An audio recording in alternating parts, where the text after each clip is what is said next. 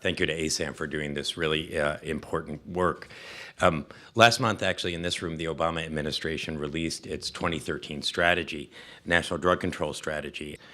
This science-based plan for reform contains a series of more than 100 specific actions to reduce drug use and its consequences. It's an approach that outlines a series of evidence-based reforms to treat our nation's drug problem as a public health issue, not just a criminal justice issue. It rejects the extremes that we have as a war on drugs approach on one hand and drug legalization on the other.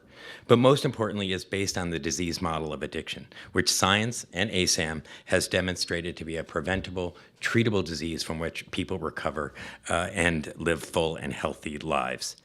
It supports a science-based approach. Our policy begins with an emphasis on prevention. We know that preventing drug use before it begins, particularly among young people, is the most cost-effective way to reduce drug use and its consequences in America. Still, there are millions of Americans who suffer from a substance use disorder in America. In fact, only about 1 in 10 people who have a substance use disorder receive care and treatment for their disease. It's deplorable. We need to do everything in our power to help more Americans access treatment and stay on the path to recovery. And here's where the Affordable Care Act comes into play. Starting next year, we begin the process of expanding access to treatment to more than 60 million Americans. And we have many people in this room to thank for that work. This is the most significant shift in policy in a generation, expanding our ability to treat drug use and its consequences in America through a public health approach.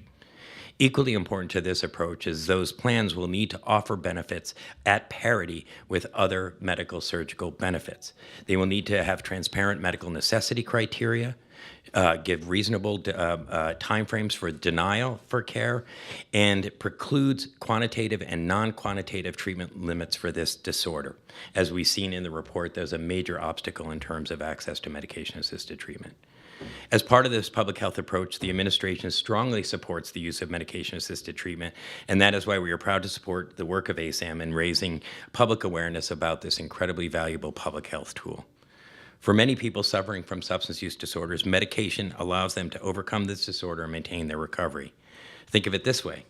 Taking medication for substance use disorder is the same as taking medication to control heart disease or diabetes as part of a comprehensive treatment plan.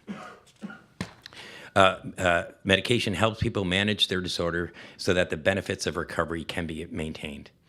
As Dr. Gitlow and Dr. McClellan talked about, the U.S. Food and Drug Administration has 3 approved medications for the use and treatment of opioid addiction: methadone, naltrexone, and buprenorphine, as well as several for alcohol use disorders, which are woefully underutilized. I'd like to praise ASAM and their work to educate practitioners across all medical fields who come in contact with patients who might benefit from medication-assisted treatment. These FDA-approved medications need to be used as part of a comprehensive approach to treating both prescription drug use and other opiate use in the United States. And Dr. Gitlow, I think, eloquently and unfortunately highlighted the significant consequence and burden that we have in terms of the mortality associated with opiates in the United States. Together with all of you, we are committed partners, working to reduce the prevalence of substance use disorders through prevention, increasing access to treatment, and helping individuals recover from the disease of addiction. Across the country, healthcare workers and professionals are working with people with mental health and substance use disorders and are making a positive difference as they support the goals of the Affordable Care Act, which are to improve health, improve the quality of care, and to reduce our costs. Thank you very much. It's really a pleasure for me to be here today.